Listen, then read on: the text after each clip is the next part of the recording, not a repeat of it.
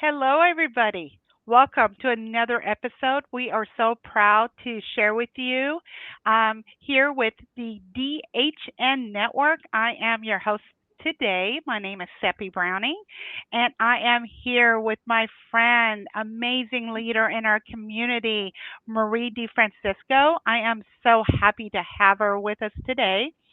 We have an amazing topic that we want to talk about. She is my friend, amazing colleague and leader that I respect so much. She is a nurse. She's been in healthcare IT in our community here in Georgia for over 20 years. And she is the CNIO at Northeast Georgia. Marie, welcome. Thank you for being with me today. Oh, Suppy, it is such a pleasure. I truly appreciate being a part of this. And thank you so much for the warm introduction. And just as you stated, I am a nurse with many years in healthcare IT and just so integrated into our community here in Northeast Georgia. So thank you, Suppy. Thank you. I'm so excited.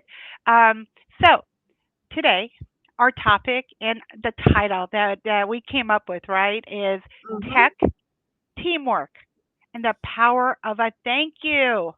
Yes. It is a CNIO's guide to meaningful innovation. What we do with the technology, how we do it, and how we ultimately are impacting our team members, our employees, and our patients. So, you said that innovation begins with relationships. Yeah. How does rounding your frontline visibility, being present with nurses, directly influence the success of these new technologies that we deploy? Uh, I am so passionate about this, Suppy, because I just truly believe that you can have all the technology and all the innovation in the world, but if you are not truly connecting with the people, that really is truly the secret sauce because they're the ones to adopt the technology and to use the technology. And right out of the bat, what you just said, Suppy, about rounding, that just so resonates with me. I think that rounding is so foundational because rounding builds the trust. It is so vital that you're partnering in IT with those that are using your technology, and rounding is a way to do that. So, as a CNIO, I'm rounding, my team is rounding to demonstrate that kind of respect to our frontline who's using the technology in their experience of care delivery. So I think rounding is just so foundational for building that psychological safety aspect, for building the relationships with the nurses. So the nurses then are amplifying their voice during the rounding to share their new ideas and to share their concerns. And so definitely rounding is just instrumental into what we do to making innovation really shine. And Yeah. Marie, because I've known you for so long, even before Yeah. I started in my current role, this is not just a checkbox to you. This is Oh, gosh, you. no. This is It this is is. this is Yeah, you. This is you're right. you making sure you're talking, connecting, hearing, listening, and it's like I said, it's you are just so perfect for what you do. Um, Now, based on what you just shared, Yeah. Pull that through. in your experience, what role does genuine appreciation, play into Right. all this? It's not just a simple thank you, Oh, no. but Oh, building no. that Yeah. trust. You're right. Yeah. Well, it could be a simple thank you. And like you said, like even a simple thank you is going to validate the effort that the users are putting forth when they're adapting to technologies. But I think also, showing that appreciation and acknowledging and thank yous, it also helps to accelerate the adoption of the technology from our users because nurses, they're going to be more apt to embrace these new tools when the leader is engaging in their environment, when the leader is listening, when the leader is responding to what they're seeing and hearing with the feedback. And so it really does help with that co collaboration. So the role of genuine appreciation, it just is another one of those foundations that really is kind of an anchor in all that we do. And it helps also connect to that culture of respect as well and that partnership. So, Right. yeah, It makes you feel inclusive, included, a correct. part of it. You're part of that journey. And I know sometimes these are words that we often hear, Right. but no matter what technology we deploy, I always say we're still in a people centric industry, profession, Yeah. and everything we do for our teams, our people, our patients, it still is very much human touch. And when we do that, I think it makes everything we do more inclusive and more valuable. And who doesn't feel good when they're included, right? When they're a part Right. of something. Yes, yeah, you are spot on. And, we all know that when you're introducing technology or a new technology or a new idea, you really do need that very first nurse influencer to really be a part of the movement. And it just really helps to further, cascade the effort. But I also loved what you said, Seppi, about introducing the topic of the human experience, because that really truly is what this is all about. It's a human experience, whether it be the patient or the nurse or the physician. It's a human experience. And I think gratitude really plays into humanizing the experience of even using all of these digital tools that we're all a part of today. Yeah. Yep. So we're talking about inclusivity and getting them, hearing their voice. So Right. how do you incorporate that input early in that technology lifestyle to ensure these solutions include that clinical input and both from a project and operational perspective? How do you kind of incorporate all that? Yeah, well, it definitely is something that you have to make sure with the culture of your healthcare organization, with the governance of your organization, that you are, tapping into hearing the voice of the user, the voice of the nurse. And so there's many ways you can do that, depending on your culture, depending on your governance. But I think everyone will tell you that making sure you have your nurses are at the table for the co-creating and the co-designing of any part of the technology is just a key right out of the gate. And so that has been something that, has just kind of been instilled into everything that I'm a part of, is making sure that frontline nurses are there at the table for the co-create. And that's instrumental as you initially launch your project. And then ultimately it's going to help with the adoption and the rollout and the ongoing evolution of the technologies as well. I think also, as we're consumers of technology, we want to make sure for these initial launches, for anything that's net new, whether you call it a pilot or initial launch, that you want to make sure that you have those nurse champions that are also there to shape the usability of anything before it rolls out. And then you want to make sure that you do have those good feedback loops and that you do have mechanisms of communication.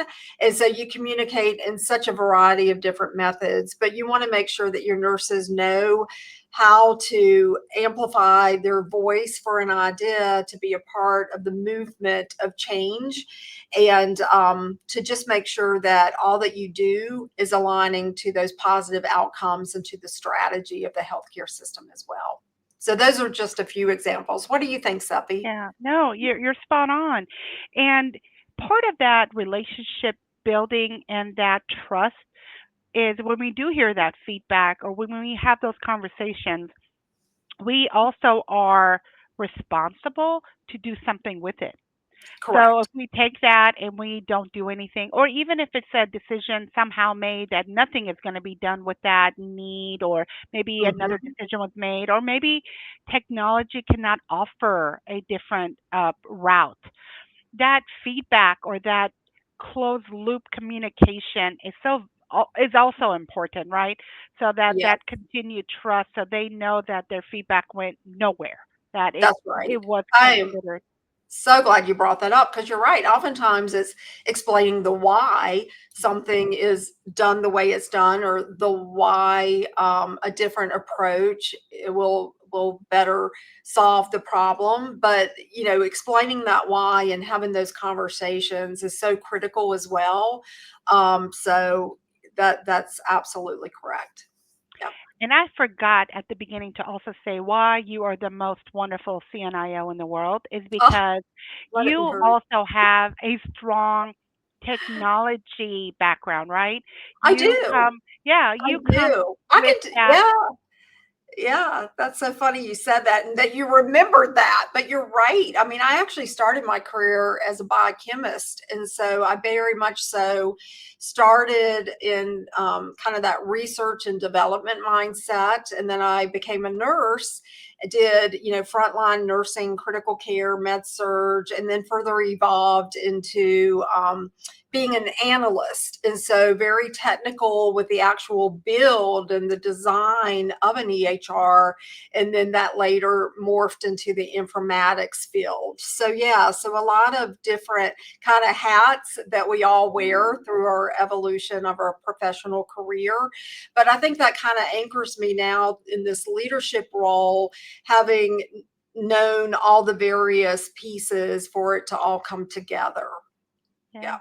I've seen you in action. I know Oh, how you interact, how you absorb, you listen, you interact with whether it's a nurse or whether it's someone on the dietary team or a provider, and really try to. I've also seen you work with Epic designers and really try to provide that feedback back to them so they can continue to incorporate ways to improve the product for our yes. customers, for our users.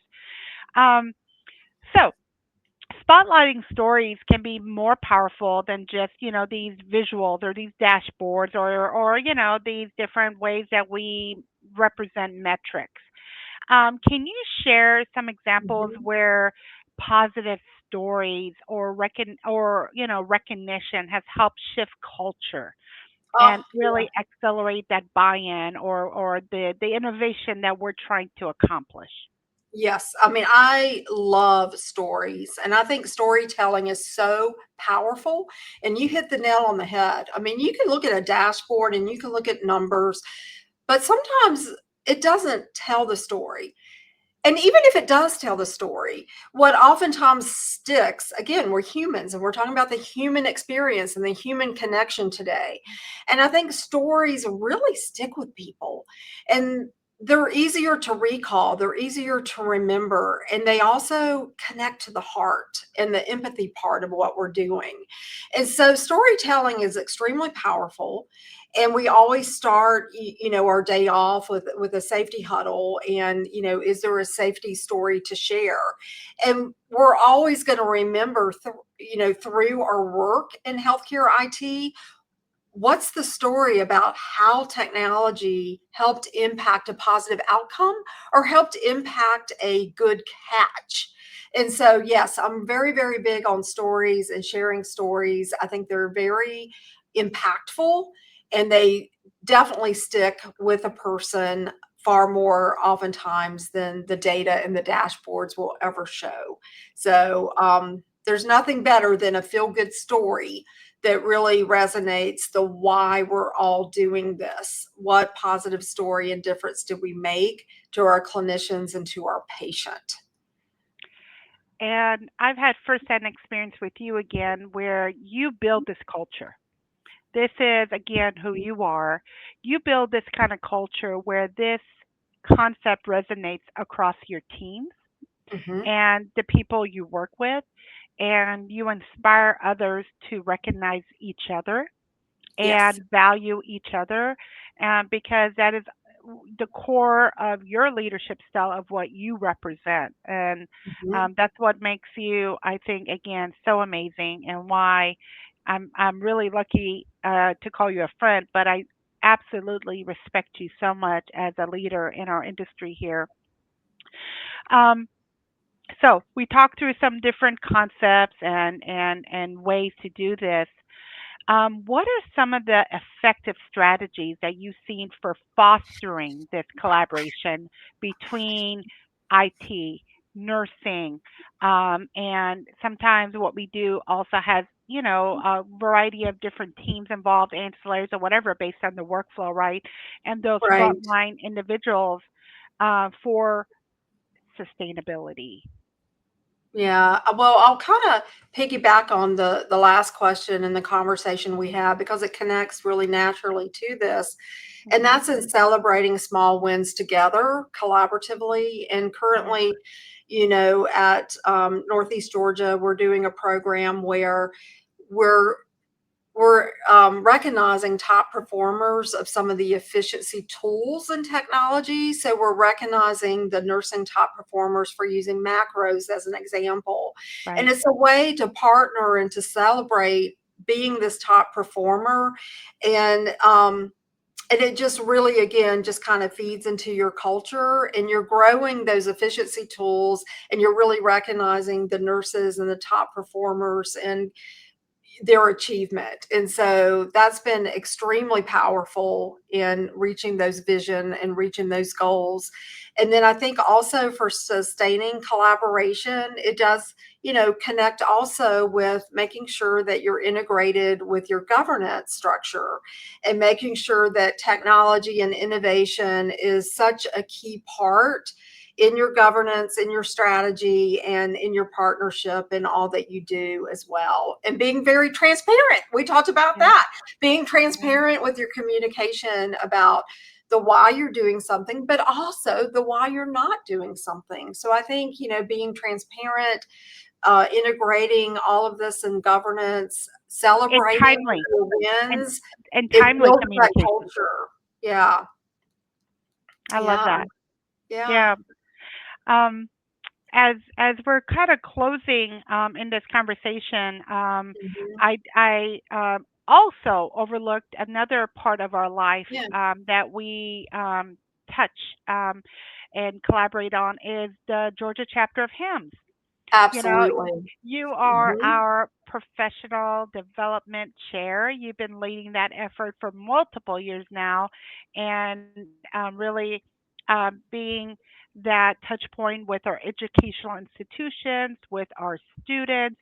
But the reason I bring that up and Yeah, alongside this conversation is your passion for workforce development, that's for right. growth, and you execute upon that even in your day-to-day role as you are educating, as you are advocating for the roles, for the people, for how technology influences and plays that Mhm. critical piece in how we do what we do in healthcare.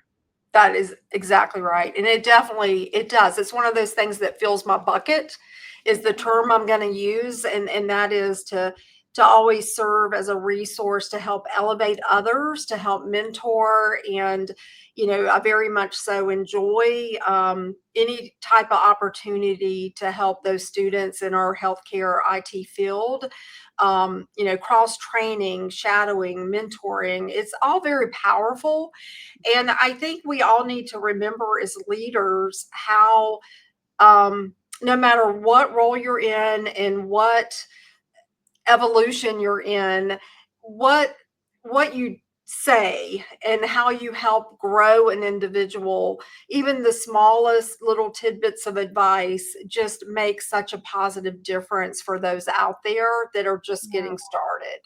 Absolutely. well Yep. said. Exactly. Yep. Um, so as we're closing this, Marie, I would love to kind of turn the lens and focus on you a little bit. Sure. And what I always love closing things out to let our listeners and audience get to know Marie a little Oh, better. And with that said, what are some of the upcoming special plans or special areas of focus for Marie in the coming weeks or months, or anything you would love to share with us and our listeners? Oh, that's so nice. I love that. Well, I will share on a personal note, just because this just is late breaking. My daughter actually just got married this past weekend. So I Oh. think from a personal note, I'm just so super proud of her, and I'm so super excited to have a son-in-law, and so that's a big milestone. So our family has grown, and so I look forward to this upcoming year, and really Garrett being a part of our family now. And in addition to kind of some personal milestones, I just am so super excited about this upcoming year, and just kind of the evolution of, how we're going to do this without talking about AI. But it really is a part of nursing now, and it's a part of our innovation. And we do have some exciting work where we're going to be tapping into the rollout of AI for our nurses. And Mhm. so, for me personally and professionally, that's also very exciting, as well as how we're going to leverage these new tools to continue to elevate nursing practice. I wrote that down. Guess what? We might have to have another conversation I and think we focus. need to. I think Yeah, we do. Yes, we'll do a part two. there you go. Watch it. You're going to become a regular. There you go. Yeah, So, Marie, thank you so much. It is always lovely, and I love talking to you, learning from you, being able to engage and just capture your perspective. And again, Northeast Georgia is so lucky to have an amazing leader like you involved with their initiatives and their, strategic planning. Like you said, so important with the years to come with all these AI opportunities to continue to improve our opportunity to take care of our patients, our that's right. community, and then just playing a part of that is so inspiring and just an honor, right, to be a part of what we It do. really is. And just It the other day, really I was thinking, some days you're like, am I making a difference? Where is Mhm, it going? But mhm. we all have to remind ourselves these, even if it's small, incremental opportunities or progress. And sometimes you have to go forward and backwards, and it might seem like a dance, but we collectively do make a difference, and we're all in it in whatever role, title, or background you have.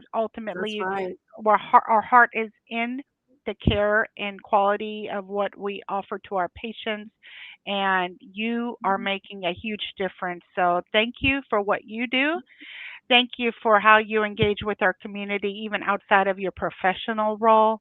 And again, to our listeners, thank you for listening to DHN today and listening to our guest, Marie DeFrancisco, who is the CNIO at Northeast Georgia. And again, we hope you enjoyed it. And we're going to recruit Marie back to be our guest in the future. And I hope everyone has a wonderful rest of their day.